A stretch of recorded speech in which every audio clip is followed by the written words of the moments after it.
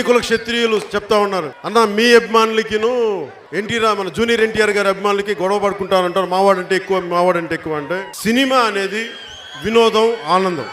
నాకు junior NTR గారన్నా, Mahesh Babu గారన్నా, Allu Arjun గారన్నా, Ram Charan గారన్నా, megastar Chiranjeevi గారన్నా, Balakrishna గారన్నా, మిగతా హీరోలు అందరి పేర్లు చెప్పలేను కనుక అర్థం చేసుకోండి. నాకు అందరంటే గౌరవం, అందరంటే ఇష్టం.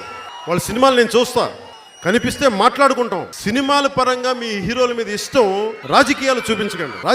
రాజకీయాలు వేరు. ఇక్కడ రైతు కులం లేదు. ఇక్కడ సినిమాలు ఇష్టపడితే మీరు మహేష్ గారిని ఇష్టపడండి, జూనియర్ ఎన్టీఆర్ గారిని ఇష్టపడండి, బాలకృష్ణ గారిని ఇష్టపడండి. రాజకీయం దగ్గరికి వచ్చేటప్పటికి నా మాట వినండి ఒకసారి. ప్రభాస్ గారు ఉన్నారు, ఆయన నాకంటే పెద్ద హీరో. మహేష్ గారు ఉన్నారు, ఆయన నాకంటే పెద్ద హీరో. ఎందుకు చెప్తున్నానంటే నాకేం అలాంటి యుగోలు లేవు. నాకు వాళ్ళు నాకంటే ఎక్కువ పారితోషికం తీసుకుంటారు. Pan India heroes. Ram Charan అయితే జూనియర్ ఎన్టీఆర్ గారిని గ్లోబల్ స్థాయికి వెళ్ళిపోయారు, ప్రపంచ వ్యాప్తంగా తెలుసు. నేను తెలియదు ప్రపంచ అలాంటి ఈగోస్ ఏం లేవు. నాకు సగటు మనిషి బాగుండాలి. నాకు కష్టంలో ఉన్న ఒక దళిత కుటుంబంలో ఉన్న ఒక పేదరికాన్ని పారద్రోలాలి. కనీసం మాకు నీళ్లు లేవన్నా అని చెప్పి సముద్రాన్ని పక్కన పెట్టుకుని నీళ్ల కోసం అలమటించే అగ్నికుల క్షత్రియులు, మత్స్య కార్మికుల జీవితాలు బాగుండాలి. నేను ఎట్లా ఆలోచిస్తాను. అందుకని మీరందరూ నా విజ్ఞాపన, నా అభ్యర్థన, నా విన్నపం, కులపరంగా మనలో మనం కొట్టుకోవద్దు. హీరోలు ఇష్టపడితే హీరోలు ఇష్టపడదాం.